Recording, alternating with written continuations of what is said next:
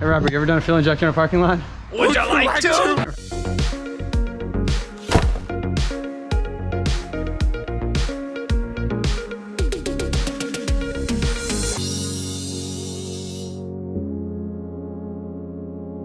Welcome to another gambler-tastic day here in Florida.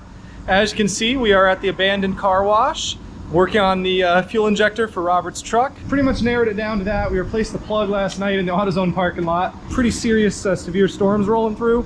So we should be sheltered under this little alcove here, and that should give us some opportunity to work on his truck. I'm gonna pull the intake off here and get to it. That should get us back on 4 cylinders. The Blazer also leaks horribly out of these door seals, so while we're underneath here, I think I'm gonna try and glue these back up and get some weather stripping to fill this in, because last night it was pouring down into here and it's still a little soggy.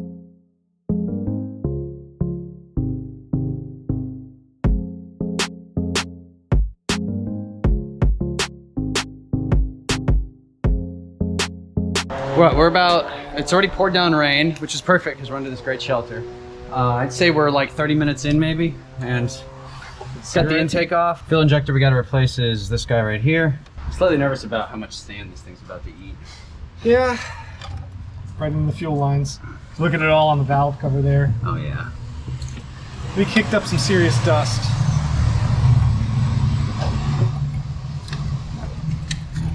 Yeah, we don't want to touch the valve cover because it will get sand on the end of these injectors. Okay. It's probably the original. That though. is Ford, yeah. All right, we're about ready to see if our fix worked.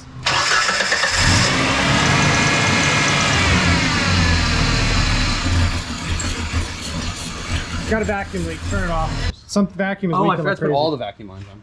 Well, that'll do it. Take 2 with all the vacuum lines connected.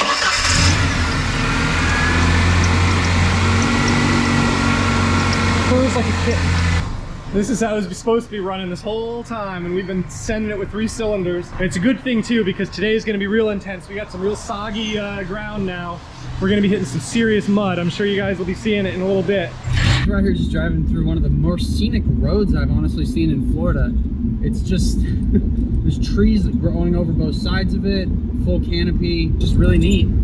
We're only like a mile or 2 from entering the first checkpoint at Citrus Wildlife Management Area. And we're excited to check it out.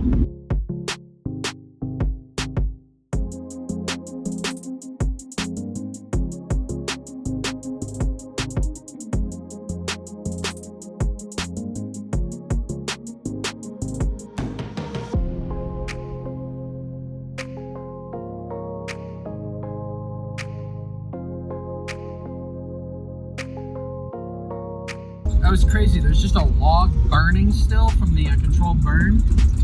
We just drove by a log just on fire. It's nuts.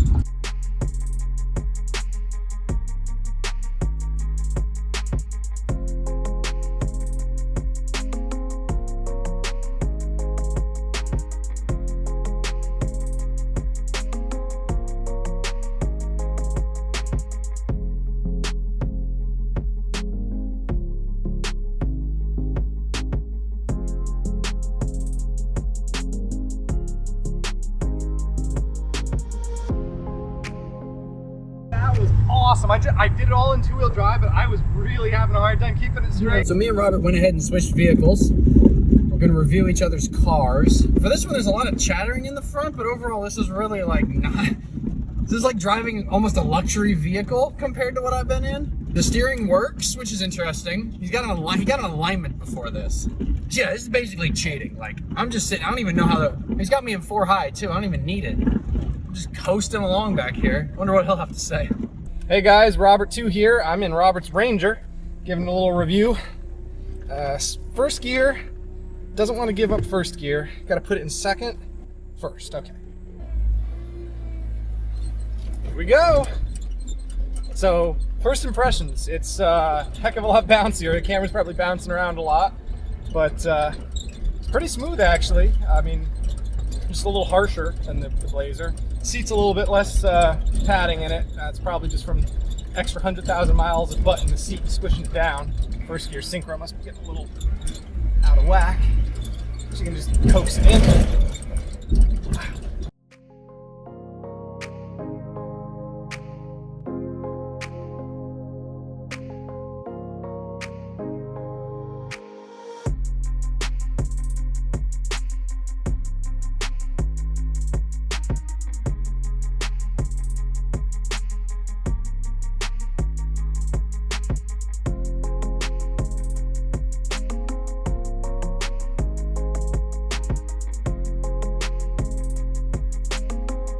This one's the one you picked? I went down this one. I went down this one already. You That's how I already went down this one? Yeah, no, the one over. Yeah, you didn't go down this one. There's No, I went way down in that one. hell you went down that one.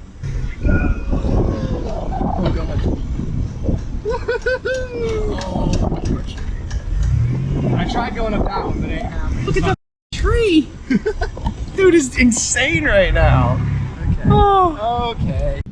Alright guys, we went and played in the pit for a bit with Robert's Blazer. I didn't want to do it in the truck because everyone was getting stuck in there, even in lighter vehicles than this one with better tires. So now we're heading back out. We're going to check out Trail 14, which is apparently one of the really good trails in the park. It'll be pretty cool.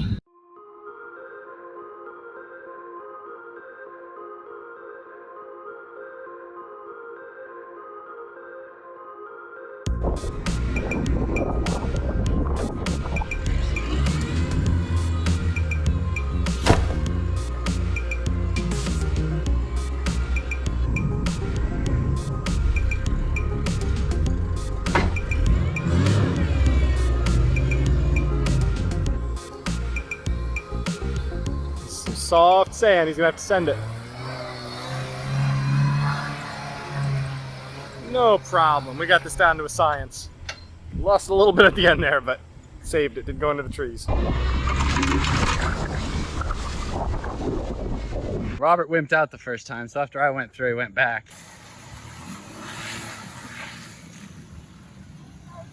You could have gone straight through the middle.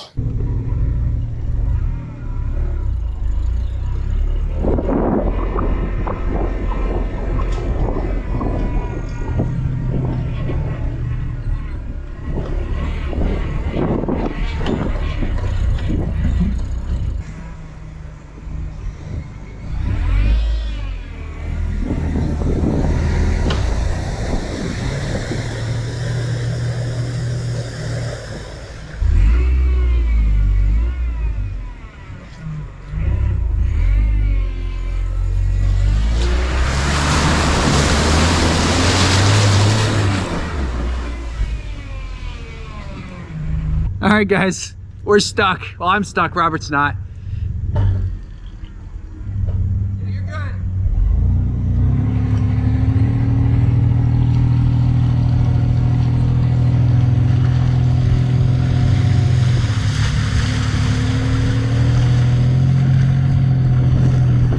good. Blazer wins on getting me out again.